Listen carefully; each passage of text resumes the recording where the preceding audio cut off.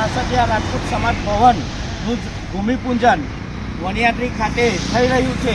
તો અમદાવાદ, વડોદરા, ડભોઈ અને કરજણથી જે પણ રાજપૂત ભાઈઓ અને બહેનો આવવાના છે તે લોકો બોડેલી મુખ્ય કેનાલ પહેલાં જમણી સાઈડ, આ જે જગ્યાએ અમે ઊભા છે ત્યાંથી જમણી સાઈડ 5 કિલોમીટર પાસે આપણું આ રાજપૂત સમાજ ભવનનું ભૂમિપૂજન રાખેલ છે. તે જગ્યા અહીંયાથી 5 કિલોમીટર થશે.